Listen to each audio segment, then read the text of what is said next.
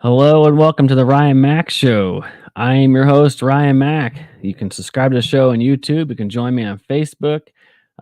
Twitter is live. Rumble is up and coming. I still have to figure out the kinks there. It's a little hard to upload live. Today's episode, if you've been following along and you've seen the thumbnail up at the corner of YouTube, hit that. And it's going to be about separation of church and state. Now, before the lefties get in here, if there is any listening, I just want to explain to you that separation of church and state does not mean what you say and think it means. I'm going to clarify soon. If you're listening, uh, also go live. If you're not live, you can catch me afterwards on Spotify, Apple, and Google, some other places. I think I'm on podcasts. So let's jump right in.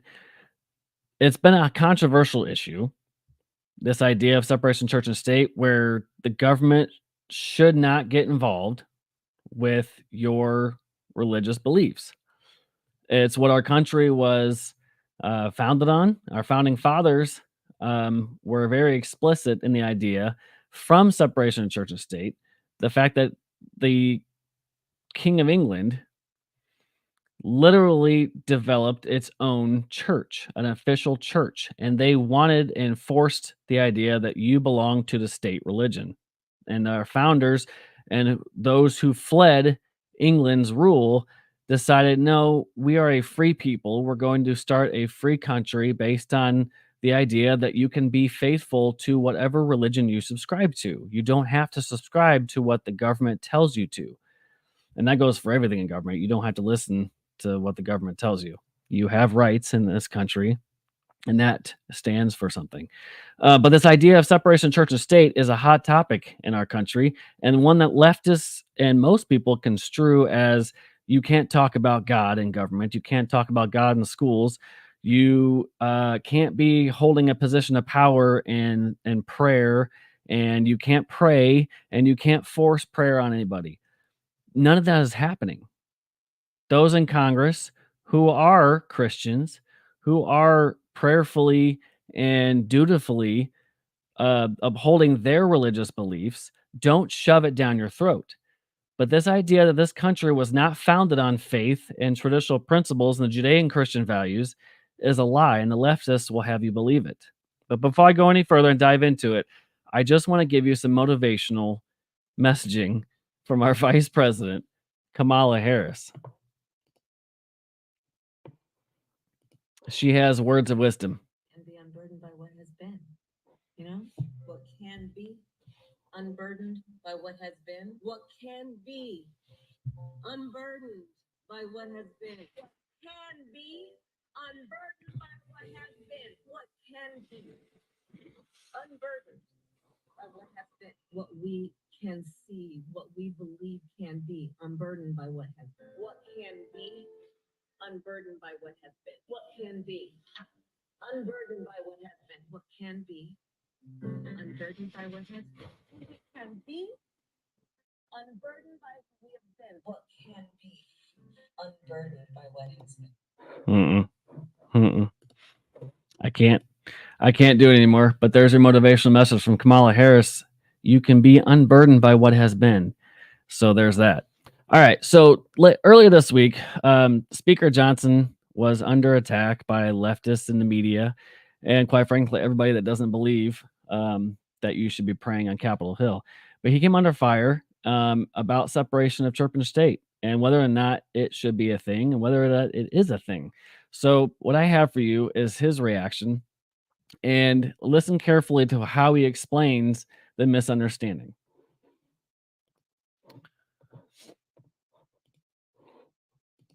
First day that you had been sworn in, it appeared that you were praying on the floor of Congress with a number of other congressmen. And there is a question about the separation of church and state. We often talk on this show about folks about whether religion should play a role inside a company, whether people should be allowed to pray inside a company. There's one thing to pray outside and to have your faith, and there's a great importance in that. But how do you think about that, and how do you think about the public perception of that? Listen, faith, our deep religious heritage and tradition, is a big part of what it means to be an American. When the founders set this system up, they wanted a vibrant expression of faith in the public square because they believed that a general moral consensus and virtue was necessary to maintain this grand experiment in self-governance. So we created a government of, by, and for the people. We don't have a king in charge. We don't have a middleman. So we've got to keep morality amongst us so that we have accountability. And so they wanted faith to be a part of that. The separation of church and state is a misnomer. People misunderstand it. Of course, it comes from a phrase that was in a letter that Jefferson wrote. It's not in the Constitution. And what he was explaining is they did not want the government to encroach upon the church. Not that they didn't want principles of faith to have influence on our public life. It's exactly the opposite. Washington said, of all the dispositions and habits which lead to political prosperity, religion and morality are indispensable supports. And John Adams came next and he said, our Constitution is made only for a moral and religious people. It is wholly inadequate to the government of any other. They knew that it would be important to maintain our system. And that's why I think we need more of that. Not an establishment of any national religion, but we need everybody's vibrant expression of faith because it's such an important part of who we are as a nation. And he is right on. It is a very important part of our founding principles, and for him to take criticism on that, it's unjust and unfair. You have leftists in Congress screaming their heads off about how you can't be a Christian. Meanwhile, you have them heeing and hawing about how great Palestinians are and that Israel is the big bad monster, and nobody calls them out on their anti-American views. Here's my thoughts on Congress and as a whole. You can believe what you want. This is how this country was founded. If you're in Congress and you're a Muslim or you're Protestant or you're Catholic, you can have those beliefs. What you can't do is call out somebody else for being a Christian and espousing the fact that we have those core principles in our documents and on our values, and then you turn around and criticize them. You want your religious freedom, except when it's not allowed and it's somebody else's that you don't agree with. Makes sense. So it's no surprise that leftists are jumping down Mike Johnson's throat for wanting to put those principles back in our form of government. Now, he's not sitting there and thumping you over the head with a Bible and saying, we will do this way. But what he's going to do is let his governing and his leadership lead the way, and by principle of his faith. He's not going to make laws that will force you to own a Bible. He's not going to make laws that will force you to subscribe to the Christian faith. He is upholding the family and the faith traditions of our country. Congress has made it clear you cannot make new laws respect to forming a religion as a state. He's not doing that. He's simply guiding his principles through the speakership role through his core faith. That's what he's doing. He's letting his principles speak for itself. The country could use a whole lot of Jesus, to be honest with you. So he's not exactly wrong in getting back to those principles. Of course, you're going to have more leftists and more media publications coming after him. Now, I come across some videos here that some lean left, some I don't know if they're center or right, but here's some more examples of how they disagree with the separation of church and state, and then I'll get into the letter from Jefferson, what Mike leaded to, and the other founding fathers and what they had to say. So here is another video from KGNST.TV. Don't know where this is from. Let's see if this will play.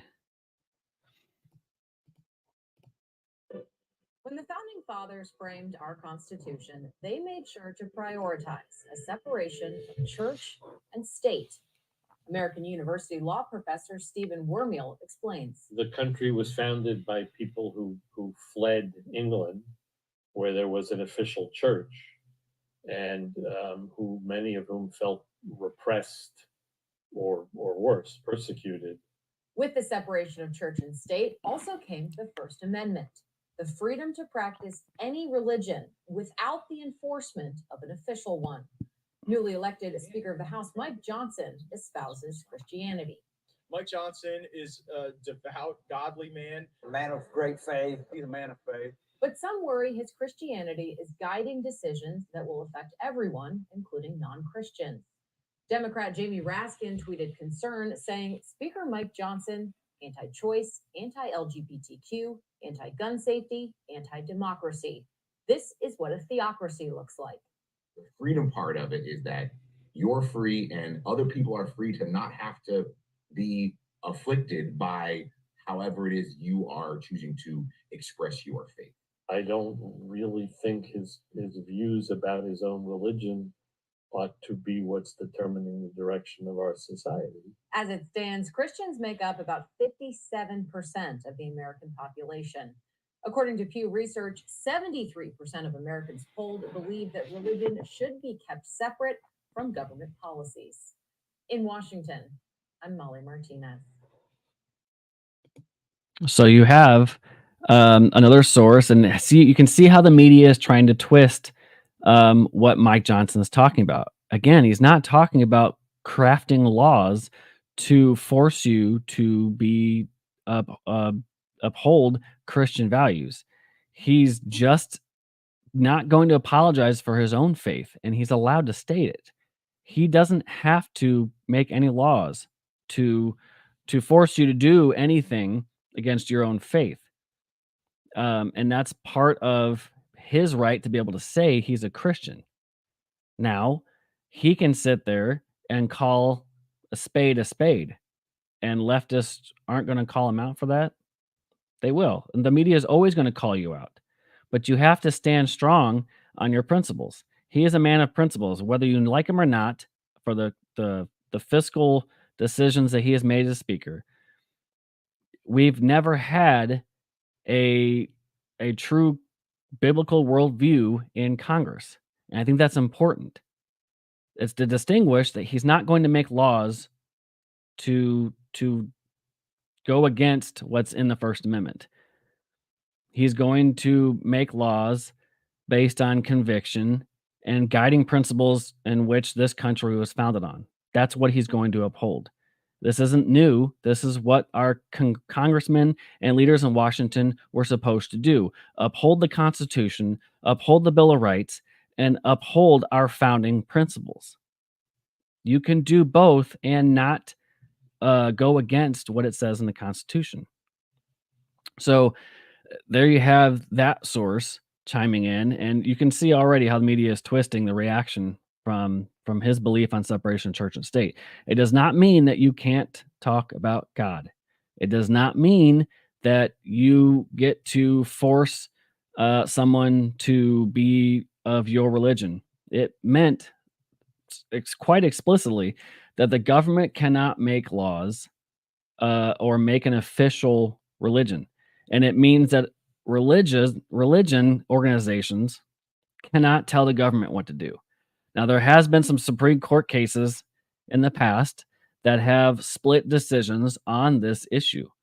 Most notably, the last one was involving prayer after football games. There was a coach that sued for not being able to pray freely after football games, and he won his case. The Supreme Court stepped in and said, you can't stop him from praying to himself. He's not forcing anybody else to pray with him. In fact, the entire team prayed with him, but not because he told them to, because they willingly went after and prayed with him. Nobody was hurt. Nobody was forced to. And he made that case. And the leftists will cry their eyes out.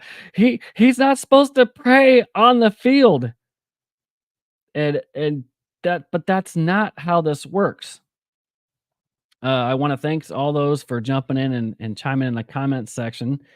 We've got a new one subscribing. Oklahoma Chicken Cam. Thanks for commenting. I got my sound up there. Thank you. Yes, this is important too. Leftists tend to twist words until the words are almost meaningless. Yeah, that's exactly what they do. They twist your words into meaningless things. Racism, for example, it used to be a prominent word and it meant something. But when leftists overtake it and use it for their own narrative, it becomes meaningless. Now you say racism, it only means you call somebody a racist and it's because you disagree with them. So that's what leftists do. Good comment there.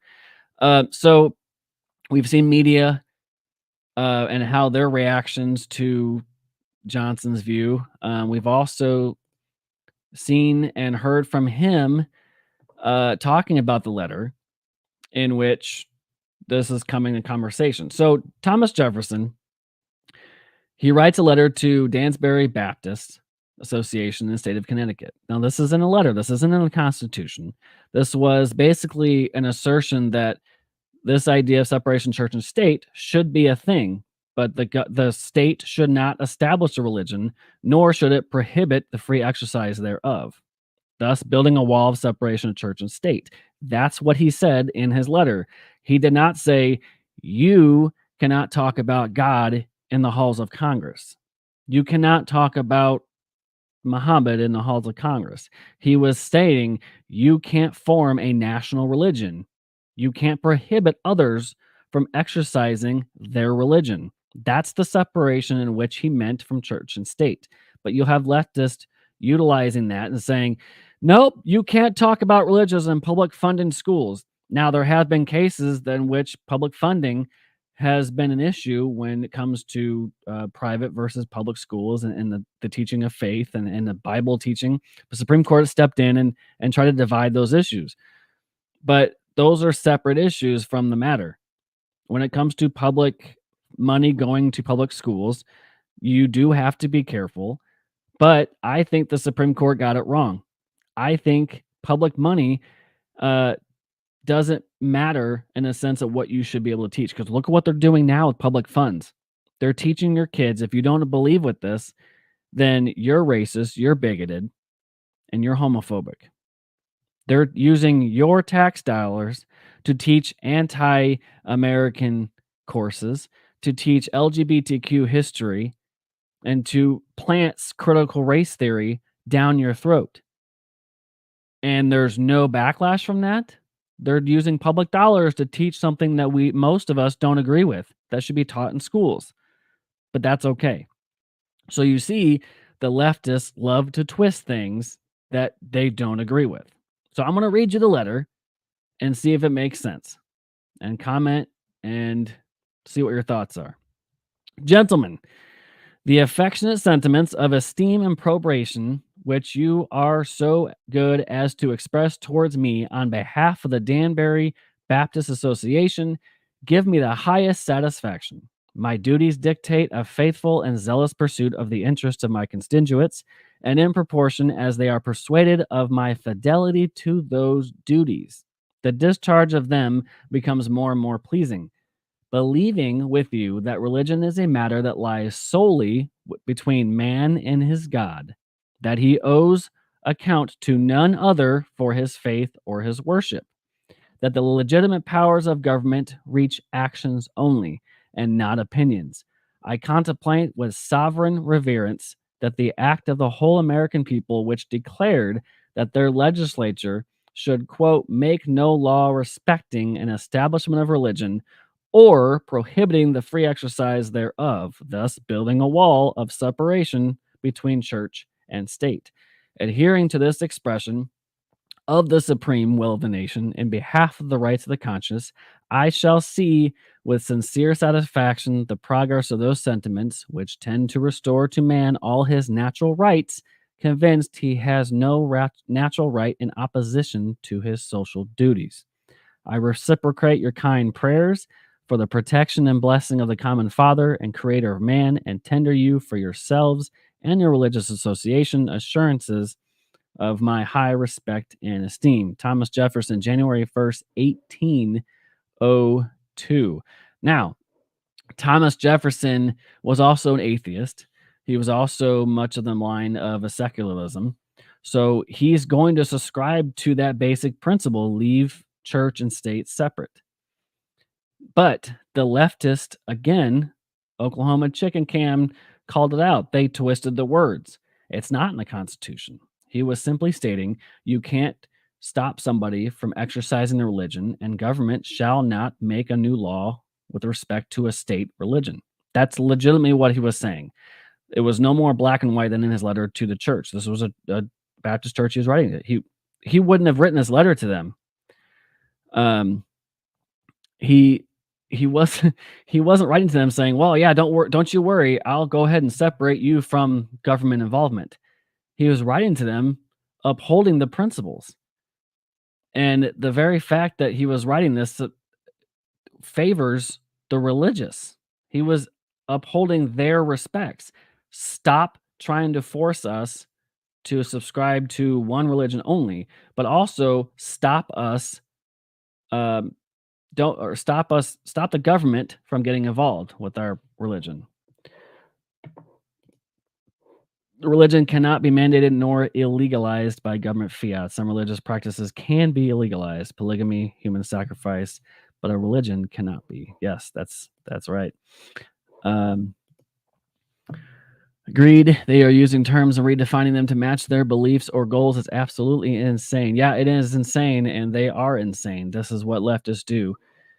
So the very idea that Jefferson called for a separation of church and state, meaning that you can't talk about God in schools, and it's BS at its finest, and that's what it is. So here, another organization that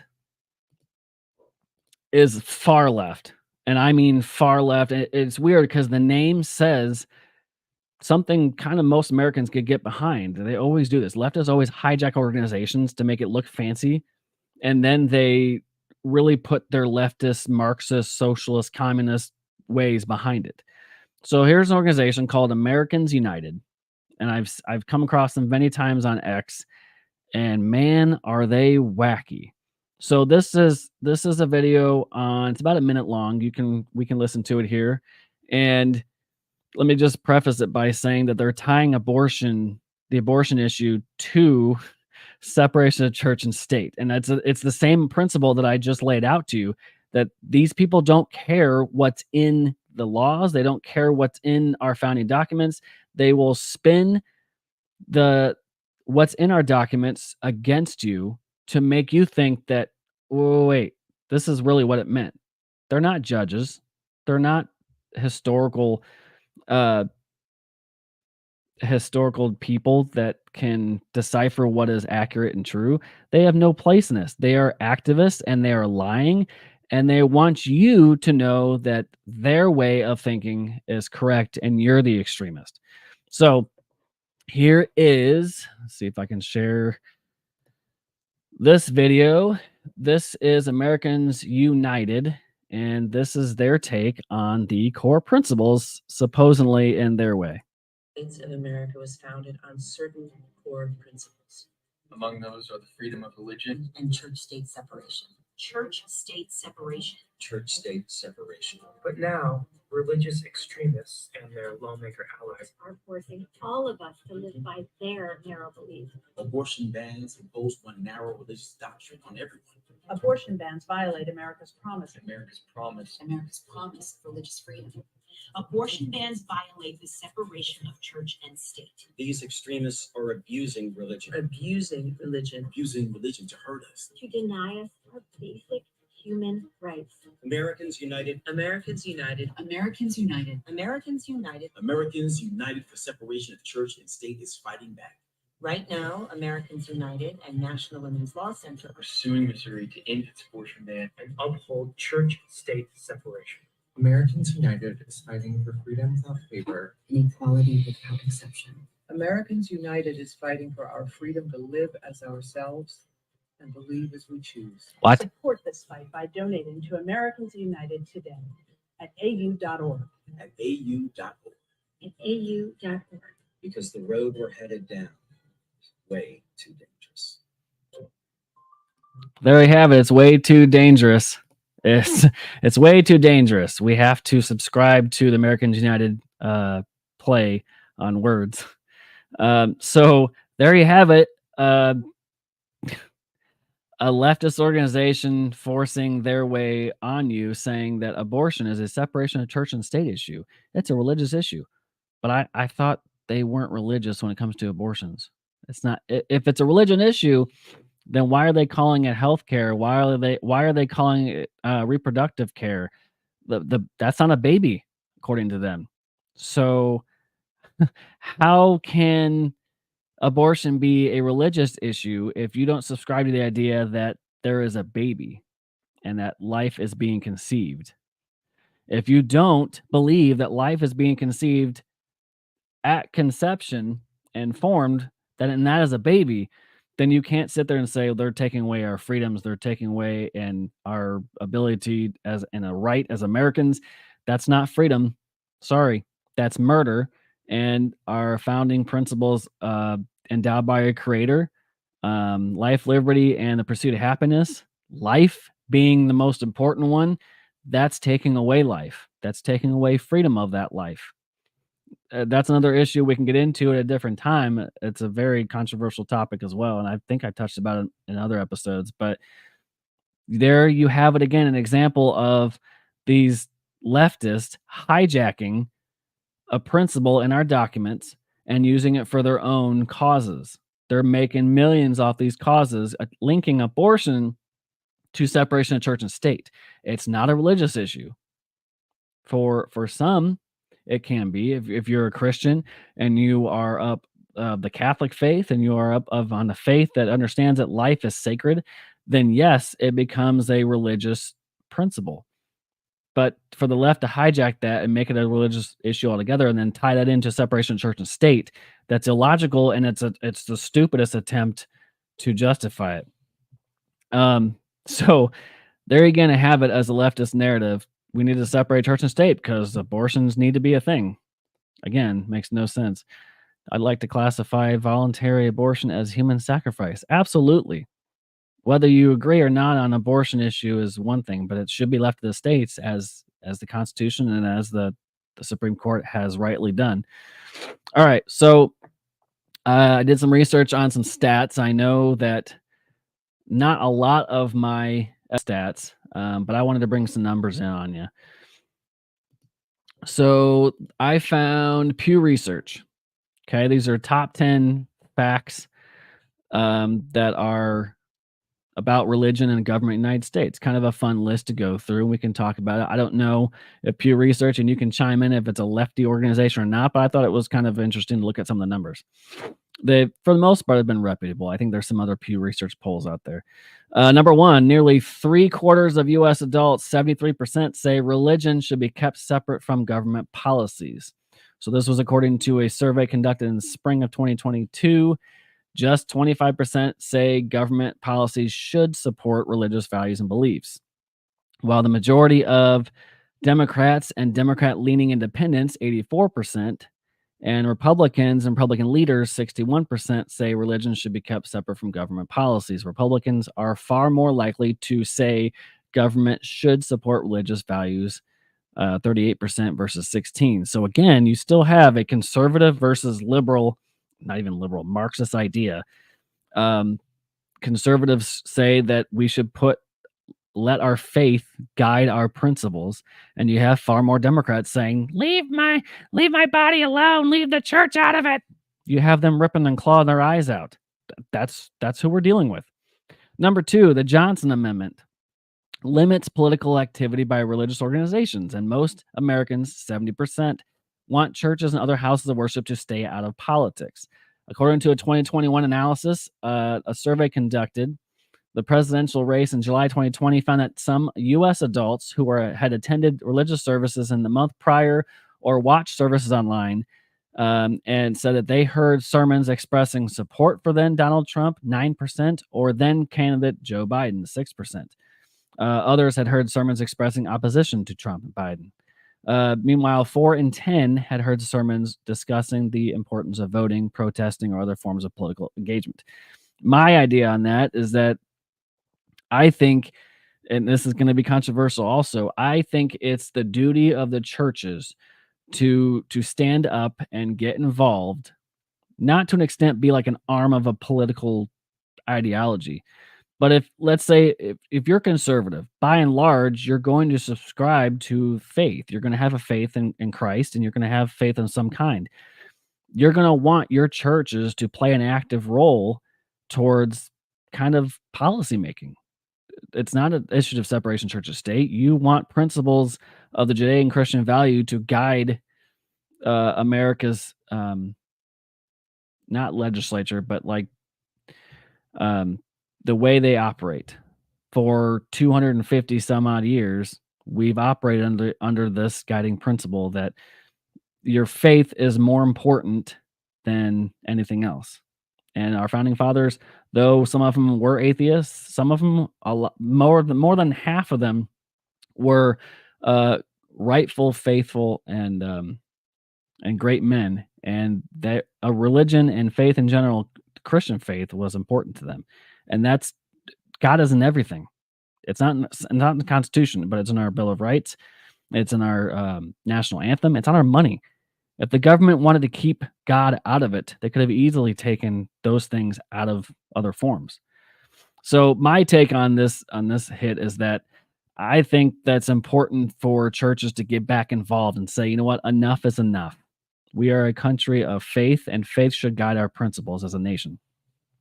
Number 3, the Supreme Court ruled in 1962 that it's unconstitutional for a teacher to lead a class in prayer at a public school, but 3 in 10 U.S. adults said a March 2021 survey that public school educators should be allowed to do this. A considerably larger share of Americans, 46%, said teachers in public schools should not be allowed to lead students in any kind of prayers, with Democrats twice as likely as Republicans to say this, 60 to 30%. Another 24% did not prefer either option. So again, you have Democrats versus Republicans. Those are the two major parties in our country. Democrats, although there are moderates and there are probably Christian, a lot of faithful Democrats, I don't know how, but more often than not, don't want anything to do with praying in school. Among U.S. public school age 13 to 17, 41% said in the 2019 survey that it's appropriate for a teacher to lead a class of prayer, including 29% of teenagers who knew that this practice was banned but said it was acceptable nevertheless.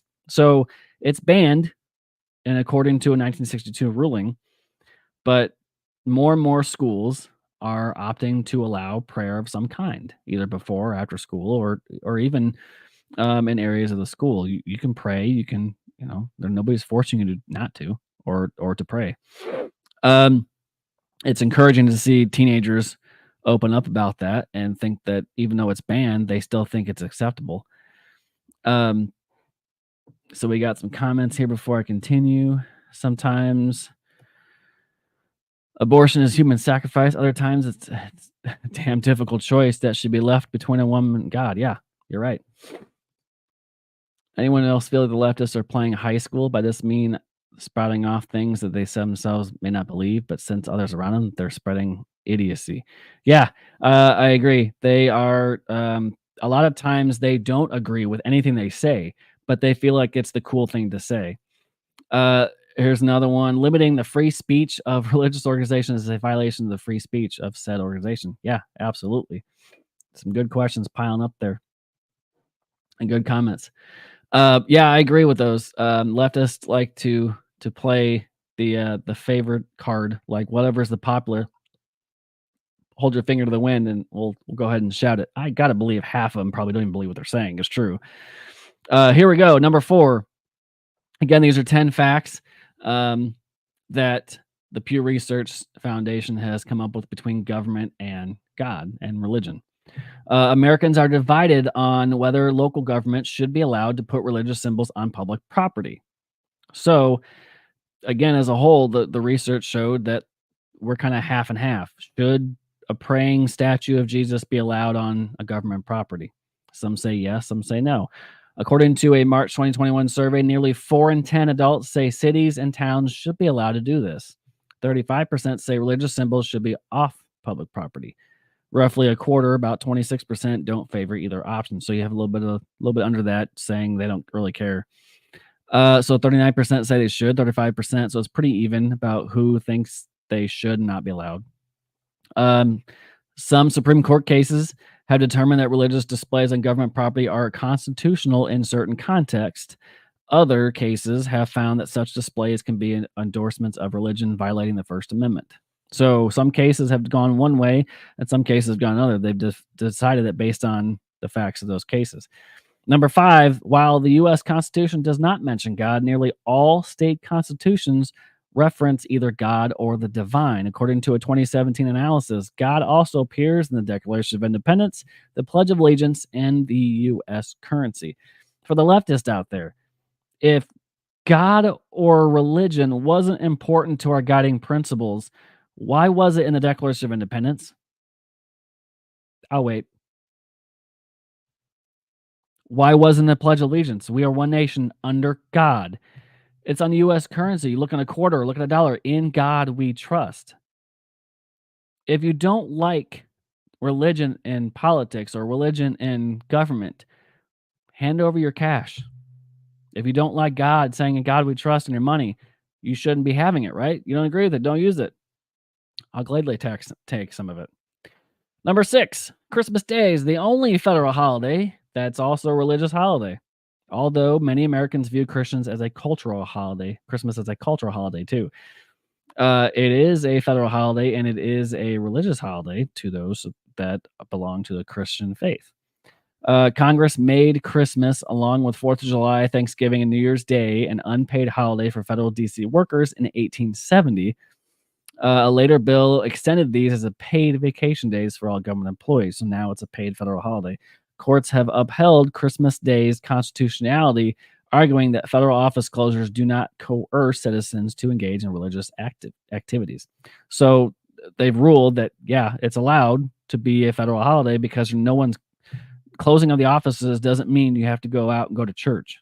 So that can stand. Other efforts to recognize other religious holidays, such as the Muslim Eid al-Fitr, have been unsuccessful to date. Now, we are a country of freedom of religion, and there are a pretty good amount of Muslim faithfuls here. But that's the idea behind our country's founding documents. You are free to exercise your religion, but I would argue that you can do so, but not at the level that spews or I guess I'm walking that back. That subscribes to the idea that anti-American and hatred for American values as well. You can be Muslim, you can be Hindu, you can be whatever you want, a Buddhist, you can be atheist, whatever. But my thing is with that, fine. But the minute you start avowing to principles like jihadists and terrorists and anti-American things, and you want to do harm to America like the Middle East does, then you're off. Then you're cut off. Sorry. Freedom of religion, unless it's to murder millions of Americans. Number 7, almost all U.S. presidents, including Joe Biden, have been Christian. Ponder that for a second, lefties. Biden is the only second Catholic president after John F. Kennedy, while the vast majority of others have been Protestant, most often Episcopalian or Presbyterian. 2 of our most famous presidents, Thomas Jefferson and Abraham Lincoln, had no formal religious affiliation. Most presidents have been sworn in with a Bible. I could just hear the lefty heads exploding now. And they traditionally seal their oath of office with the phrase, "So help me God," even though Congress a few years ago tried to remove that from their oath. And mostly, when I say Congress, it was the Democrats who want to remove "So help me God," because, why would you want to uphold your oath and swear under the Bible? Roughly half Americans feel it is that either is very or somewhat important for a president to have strong religious beliefs. So it's about either or. They don't really care. So obviously, if you're a Christian, you would like your president to have some kind of faithfulness. If you're an atheist, you probably don't want him to. I don't know. Number 8, Congress has always been overwhelmingly Christian, and roughly 9 in 10 representatives, that's 88%, and the current Congress, including 99% of Republicans and 78% of Democrats, identify as Christian, according to a January 2021 analysis. Congress is both more heavily Protestant than the U.S. population overall, 55% versus 40%, and are more heavily Catholic. Yes, the famous Joe Biden, who is a Catholic and also pro-abortion. So there's that. Number 9, the Constitution guarantees that religion can never be a requirement for holding public office, but most Americans don't know this. I didn't know this, but I also didn't think it was that big a deal because I knew that it shouldn't be a requirement. I mean, there's other requirements for holding office, but that You don't have to be of religious holding to hold a public office. According to 2019 Pew Research Center survey, when asked in a multiple choice questions what the Constitution says about religion, only 27% of adults are able to correctly identify that no religious test is necessary to hold public office. Many U.S. adults incorrectly select that the Constitution requires federal office holders to affirm that all men are endowed by their Creator with certain inalienable rights, 15%. That the Constitution requires federal office holders to be sworn in on the Holy Bible, 12%, or that the Constitution says nothing about religion as it relates to federal office holders. Another 31% say they are not sure what the Constitution says about this. So there's some information there. It's interesting to see that half here didn't really know. Well, 20%, 27% are able to correctly identify that there's no religious test. That's kind of low. And finally, number 10, Americans are divided on the extent to which the country's laws should reflect biblical teachings. We talked about this a little bit earlier. Roughly half of adults say that Bible should influence U.S. laws, either a great deal, 23%, or some, 26%, and more than a quarter say the Bible should prevail over the will of the people if the two are at odds. According to a February 2020 survey, half of Americans, meanwhile, say the Bible shouldn't influence U.S. laws, as much as 19% or 31%. So there's your Pew Research numbers there. That's a lot of numbers thrown at you, but that's what I got for you. So there's a whole lot of meaning behind these messages. So with all of this, separation of church and state,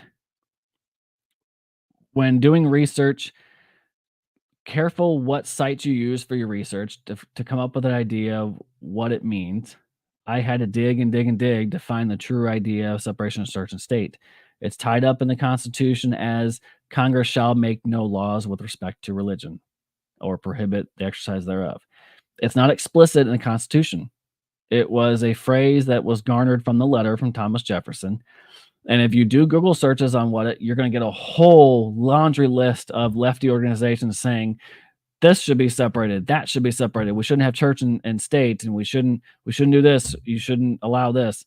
So be careful. Do your own research on if you're looking up for definitions of things. I know I have to find about 100 different sources before I actually vindicate which ones are actually accurate. But the Constitution's a great source. The Bill of Rights are a great source.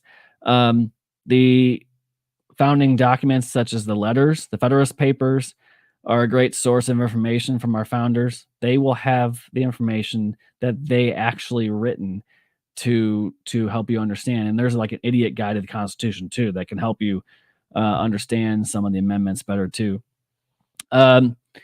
So there's another comment here. Christ and prayer needs to be incorporated in everything we say and do. That's the main reason why things have gotten as bad as they have.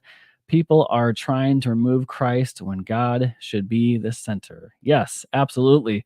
So many things that we do and that we should be doing as Christians, God should be our forefront. And it's easy to say that and then, not follow it. But if we're going to get back to civility and our guiding principles and take this country back from that leftist hack that are running this place, it starts with our foundation and our principles. We were a Judean Christian country founded on God, family, and faith. And our laws and our principles guided our nation forward such that it prospered. When this country was 80 to 90% Christian faith, it prospered. Now you have as low as 70% say that they are Christians today. There's been a lack of Christ and a lack of acknowledgement of reading the Bible and diving into the Word is why we are having the problems we are, I believe, to this day. And to end the show on a lighter note, it is almost Thanksgiving. Thank you for following. Thank you for sharing, liking, commenting. Please subscribe to the Ryan Mack Show on Facebook or follow on Facebook. You can subscribe on YouTube. Like I said earlier, Rumble is on its way. If you can't catch me live, mostly Sunday nights or Sunday evenings, I will try to be live because I'm after some of my friends on the radio station. I will be live after them. Kev Ferris is Speechless. The DPB show from 1 to 3 on Cities 92.9. I will generally be available live stream between anywhere from 5 to 6 to 7 on Sunday evenings. If there's a chance that I have interviews or special guests, I will probably prioritize the slots around their availability.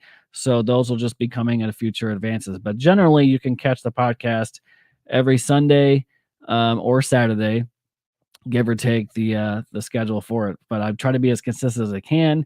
But that's the way the cookie crumbles, right? All right.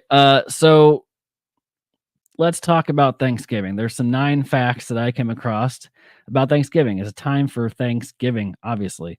I'm ready for Thanksgiving. I love to eat. I don't know about you guys, but I love to eat. And if there's a lot of food to be had, I will be there. So if you've got food, I will show up. So with that, here are 9 facts. The first Thanksgiving was celebrated in 1621, just a few days past Joe Biden's birthday. Oh, I'm sorry. Over a 3-day harvest festival. It included 50 pilgrims, 90 Wampanoag Indians, and lasted 3 days. It is believed by historians that only 5 women were present. So there you have it, feminists. You still weren't prioritized. Turkey wasn't on the menu at first Thanksgiving. Venison, duck, goose, oysters, lobster, eel, and fish were likely served, alongside pumpkins and cranberries, not pumpkin pie or cranberry sauce. Abraham Lincoln proclaimed Thanksgiving a national holiday on October 3rd, 1863. Sarah Josepha Hale, the woman who wrote Mary Had a Little Lamb, convinced Lincoln to make Thanksgiving a national holiday after writing letters for 17 years. So thank you, Sarah, for making it a national holiday. The history of U.S. presidents pardoning turkeys is patchy. Harry Truman is often credited with being the first president to pardon a turkey, but that's not quite true. He was the first to receive a ceremonial turkey from the National Turkey Federation, and he had it for dinner. JFK was the first to let a Thanksgiving turkey go, followed by Richard Nixon, who sent this turkey to a petting zoo. Okay. George H.W. Bush is the president who formalized the turkey pardoning tradition in 1989. There are 4 towns in the United States named Turkey. Bet you didn't know that. They can be found in Arizona, Texas, Louisiana, and North Carolina. The average number of calories consumed on Thanksgiving is 4,500. I'd like to think my number is closer to 10, but that's just me. That's the average. Butterball answers more than 100,000 turkey cooking questions via their Butterball Turkey Hotline each November and December. 100,000 turkey questions. The tradition of football on Thanksgiving began in 1876 with a game between Yale and Princeton. The first NFL games were played on Thanksgiving in 1920, and more than 54 million Americans are expected to travel during the Thanksgiving holiday this year. That's up 4.8 from last year. So there you have it, 9 facts about Thanksgiving. All right, so yes, eat more turkey. Yeah, absolutely. I favor that. So if you like the show, please subscribe on YouTube, follow along on Facebook. Thank you guys so much for commenting, share this out with your normie friends. I have a small army, but growing. Oklahoma Chicken Cam, please spread the word on YouTube and elsewhere. Thanks so much for coming on and joining. Let it rip. Share with your friends. I'm trying to grow my voice out there as well. So thanks for coming on the Ryan Mack Show, and we'll see y'all next week.